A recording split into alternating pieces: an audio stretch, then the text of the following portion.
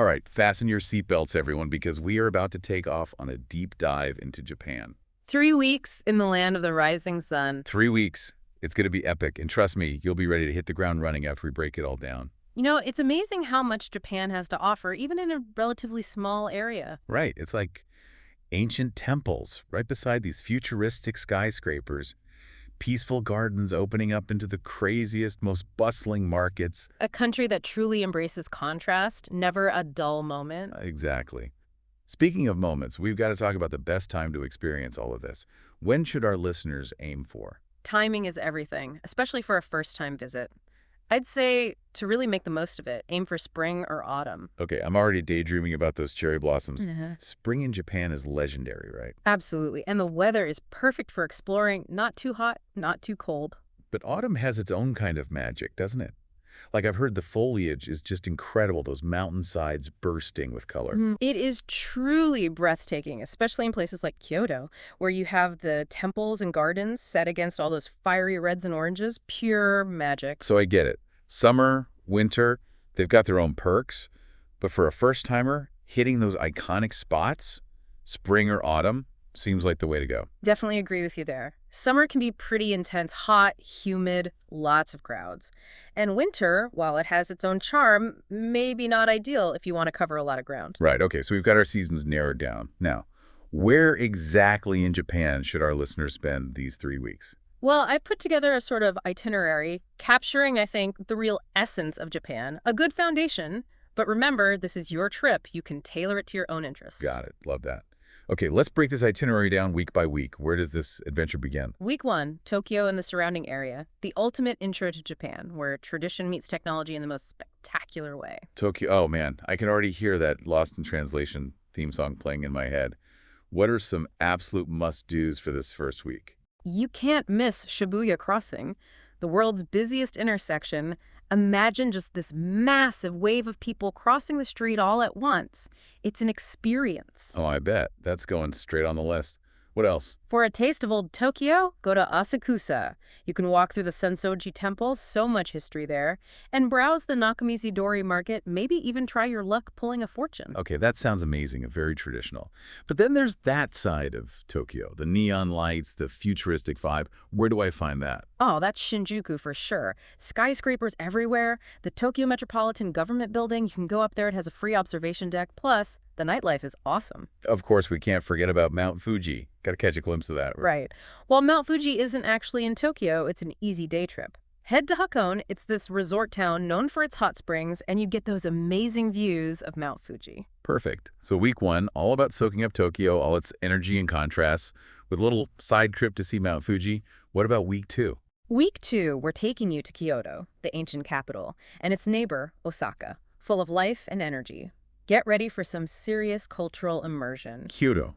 The stories I've heard. It's like stepping back in time, right? You're not wrong. Kyoto has, get this, over 1,600 Buddhist temples and 400 Shinto shrines. Each one unique, beautiful, steeped in history. Whoa, okay, we're definitely going to need some help narrowing down the choices there. Where should we start? Fushimi Inari Shrine is a must. It's a mountain path lined with thousands of those vibrant orange torii gates. Like walking into a painting, photographer's dream. All right, adding that to the must-see list. What other Kyoto gems are we talking about? You can't miss the Golden Pavilion. Officially, it's called Kinkakuji, a Zen Buddhist temple covered in gold leaf. It's just serenely reflecting on this pond. Magical. And then there's Osaka, the foodie paradise. Right? Absolutely. Osaka's street food scene is legendary, especially in Dotonbori, this entertainment district with giant illuminated billboards. Food everywhere you look. Okay, now I'm getting hungry. What are some of the Osaka dishes we can't miss? Don't leave without trying takoyaki, those little octopus balls. So good. And okonomiyaki, it's like a savory pancake loaded with cabbage, meat, seafood, you name it. My food bucket list is getting longer by the minute. So, Kyoto's history, culture, Osaka's energy, all that amazing food. Anything else we can squeeze into this week? While you're in the area, a day trip to Nara is a must. Home to Tadaiji Temple, it houses one of the largest bronze Buddha statues in the world. Wow, yeah, I've seen pictures of that. It's massive. And what about those friendly deer everyone talks about? Oh yeah, those deer in Nora Park. They're considered sacred messengers, and they'll even bow to you for crackers. It's a pretty unique experience. Okay, so week 2, packed with history, culture, delicious food experiences. What about that final week? How do we round out this epic Japan adventure? For week 3, we're taking you off the beaten path a bit, exploring Hiroshima, Miyajima Island, and the modern city of Fukuoka. Okay, I like that. A little change of pace. What's special about Hiroshima? Hiroshima holds a powerful history, The Hiroshima Peace Memorial Park and Museum, they're a reminder of the atomic bombing, a testament to peace and resilience. It's a moving experience for sure. I can only imagine. And Miyajima Island. I've seen pictures, that floating torii gate. It's incredible. Miyajima Island is truly beautiful. That torii gate at Itsukushima Shrine, appearing to float at high tide, is an iconic sight. Plus, you can hike up Mount Mizzen for stunning views of the Seto Inland Sea. Wow, it sounds amazing. Okay, and Fukuoka. I'm not as familiar with that one. Fukuoka is a modern city with a really chill vibe, known for its ramen, beautiful beaches, and the Dazaifu Tenmangu Shrine dedicated to the god of learning. Okay, so week 3, it's a mix of reflection, beauty, modern exploration.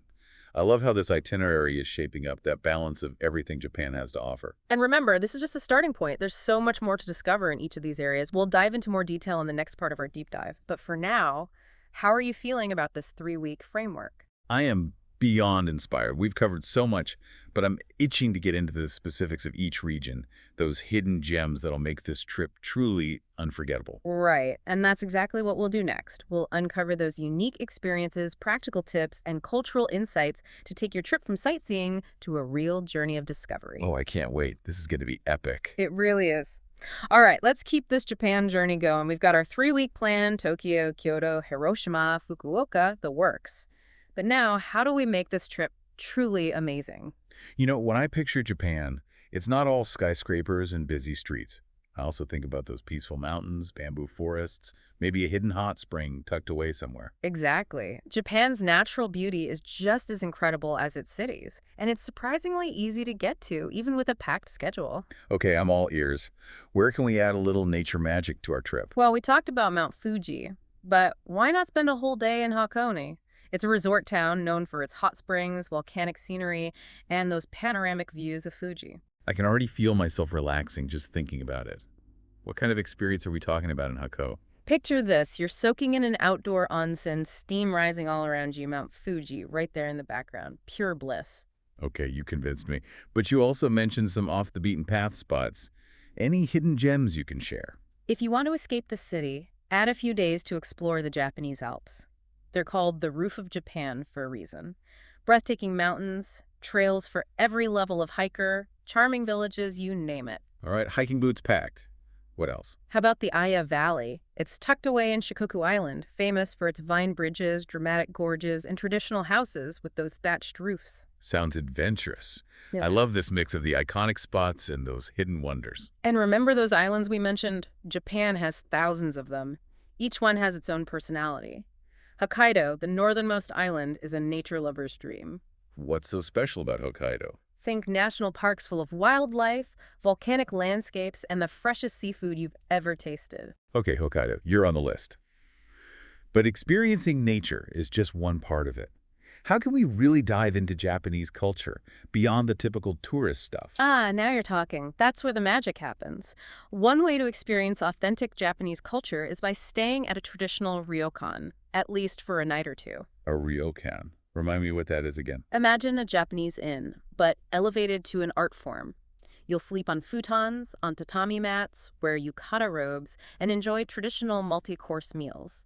It's a chance to unplug and embrace omotenashi, that Japanese concept of amazing hospitality. Wow, sounds like a total cultural immersion. What else can we do to connect with local life? Keep an eye out for local festivals, or matsuri as they call them in Japan. They happen all year round and they're a vibrant celebration of Japanese culture. What kind of things happen at these festivals? You might see colorful parades, traditional music and dance, and of course, food stalls everywhere you look. It's like experiencing the heart of a community. Amazing. Where can we find information about these matsuri? Tourist information centers are great for that, and there are lots of websites that list the festivals happening throughout the year. You could even plan your whole trip around specific festivals if you wanted to. Now, we can't talk about Japan without mentioning its pop culture, right? Manga cafes, cosplay, those wild arcades. You read my mind. If you're into anime, manga, or video games, Akihabara in Tokyo is a must-visit. What's it like there? It's like stepping into another world. Huge electronic stores, maid cafes, arcades packed with the latest games, and shops for every anime you can imagine. I think I'm getting sensory overload just thinking about it. What are some must-dos in Akihabara? You can browse for rare manga, try your luck with those claw machines that everyone seems to love, or visit a themed cafe. Just be prepared. It's a lot to take in. And for those seeking some kawaii vibes, where should we head? Harajuku, hands down. It's the district for over-the-top street style. Teenagers and young adults dressed in these crazy, colorful outfits inspired by anime, Lolita fashion, everything you can think of. Fashion is performance art. I bet the people watching is amazing there. You bet. Even if you're not into fashion, Harajuku is a fascinating look into Japanese youth culture and a real celebration of individuality. All right, nature escapes, cultural deep dives, pop culture fix. It's all coming together. But we can't forget the most important part of any trip, the food. Ah, yes. Japanese cuisine is an adventure in itself. We talked about some must-try dishes, but let's dive into those regional specialties, the ones that showcase those unique Japanese flavors. My taste buds are ready. Where do we start? Well, in Kyoto, you can't miss kaiseki, a traditional multi-course meal that's as much about artistry as it is about taste. Kaiseki, that sounds interesting. What's so special about it? It's all about seasonal ingredients, beautiful presentation, a perfect balance of flavors and textures. Each dish is like a tiny work of art. You savor each bite slowly and mindfully. Okay, experience kaiseki just went on my Japan bucket list. Any other regional must-tries? In Osaka, okonomiyaki is a must. It's kind of like a savory pancake, but way more exciting. Grilled right in front of you, usually on a teppanyaki grill, loaded with cabbage, meat, seafood, whatever you like. Now that's what I call interactive dining. Any other regional gems we should know about? Definitely. Each region has its own unique dishes and specialties. In Hiroshima, you'll find Hiroshima-style okonomiyaki with layers of noodles and a thinner batter. Okonomiyaki, but with a Hiroshima twist. I like it. Exactly. And don't forget about izakayas, those Japanese pubs where you can sample all sorts of small plates and drinks. It's a great way to try new things and experience the local atmosphere. I love the idea of just wandering into an izakaya and seeing what culinary adventures await. What are some must-try izakaya dishes? Oh, there are so many. Yakitori, those grilled chicken skewers, are a classic. You'll find all kinds of seafood, sashimi, grilled fish, and veggie dishes like tempura and edamame. I'm taking notes. But beyond specific dishes, what's the key to experiencing Japanese cuisine like a local? It's about embracing their food philosophy. Appreciate the freshness of the ingredients, the artistry of how it's presented, and that mindful way of savoring each bite. It's not just eating, it's connecting with the culture through the food. Precisely. So, as you plan your food adventures, remember to go beyond those well-known dishes. Explore those regional specialties and local eateries. That's where you'll find the heart of Japanese cuisine. This is incredible. Majestic mountains, hidden valleys, ancient temples, buzzing arcades, iconic dishes, regional specialties. I'm overwhelmed, but in the best way possible. I love to hear it. And remember, this is just a taste of what Japan has to offer. There's so much more to discover and experience. I know. I'm already imagining getting lost in those bustling markets, wandering through peaceful gardens and tasting all those incredible flavors. And we haven't even talked about the practicalities of getting around, navigating the culture, or finding those perfect souvenirs to bring a piece of Japan back home with you. You're right. There's still so much to explore. But I think that's a conversation for the next part of our deep dive. For now, I'm just going to soak up all this inspiration. Sounds like a plan. All right, I'm ready to pack my bags. We've talked about the what and the where of this epic Japan trip. Now it's time for the how. How do we get around? How do we make sure we're being respectful? And of course, got to figure out those souvenirs. You got it. Let's start with the practical stuff getting around. Japan has an incredible transportation system, one of the best in the world, actually. Okay, those bullet trains. Are they really as impressive as everyone says? They're seriously a marvel. Imagine just gliding through the countryside at like 320 kilometers per hour, comfortable seats, amazing views, the best way to travel between cities, hands down. Okay, adding ride a bullet train to the top of the list. Yeah. But what about getting around within the cities? Is it easy to navigate, even if you don't speak Japanese? You'd be surprised how easy it is. Japan's cities are so well connected with their subway and train networks, and a lot of the signs are in English, plus helpful apps galore. So even if I have a lost in translation moment, I can still figure it out. Absolutely, and don't hesitate to ask for help. Japanese people are known for their kindness, even if there's a language barrier. Good to know. You mentioned something about a Japan Rail Pass. Worth looking into. If you plan on traveling between cities, definitely. The Japan Rail Pass is a fantastic deal. Unlimited travel on most JR trains, including those bullet trains, for a certain amount of time. Okay, that sounds like a great way to save some money and maximize time. What about transportation within the cities, like local subways and buses? Should we buy individual tickets or are there passes? Most cities offer day passes or these IC cards like Suica or Pasmo. You load them up with money and you can use them on subways, buses, even some convenience stores. Super convenient. Awesome. Yeah. Okay, so transportation, check. Now let's talk about those cultural nuances you mentioned. What should we keep in mind to be respectful and avoid any awkward situations? Japan has such a rich culture of etiquette, Even small gestures go a long way. Bowing, for instance, it's how you greet someone, say thank you, or even apologize. Okay, bowing practice is on the to-do list. What else?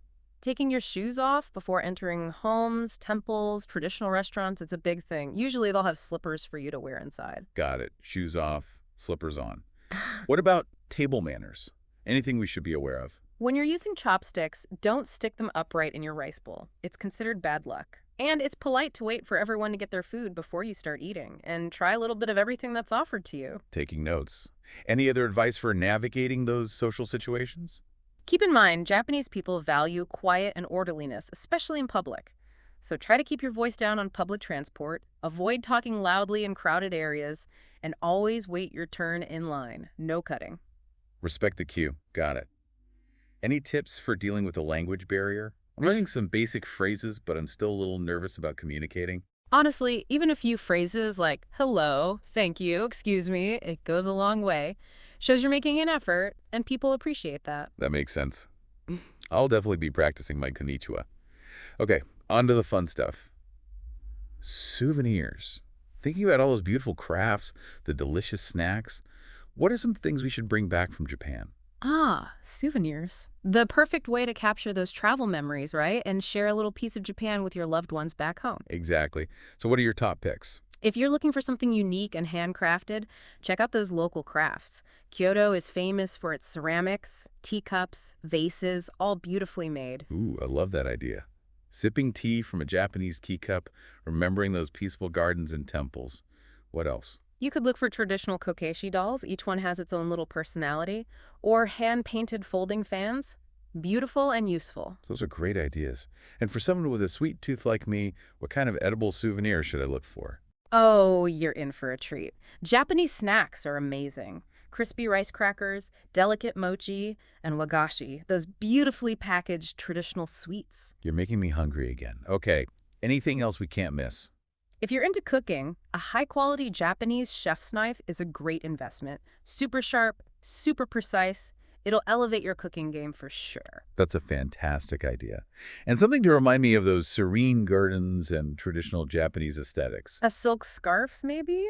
Or a traditional Japanese umbrella. They call them wagasa. Both stylish and practical. Love it. Transportation, cultural etiquette, souvenirs, we've covered it all. I'm feeling so much more prepared and even more excited for this trip. That's what we like to hear. But remember, beyond all the tips and to-do lists, the most precious souvenirs are the ones you can't buy. What do you mean? Those breathtaking landscapes, the kindness of the people you meet, those moments of cultural immersion, those are the things that will stay with you long after you've unpacked your bags. So true. It's about embracing the whole experience, letting it shape you. Exactly. So as you embark on your Japan adventure, keep an open mind, be curious. Let yourself be captivated by the beauty, the culture, the spirit of this amazing country. Safe travels. I can't wait. This deep dive has been incredible, so inspiring. I'm ready to experience everything Japan has to offer. And we're here to help you along the way. Remember, it's your adventure and we're just here to guide you. Until next time, happy travels.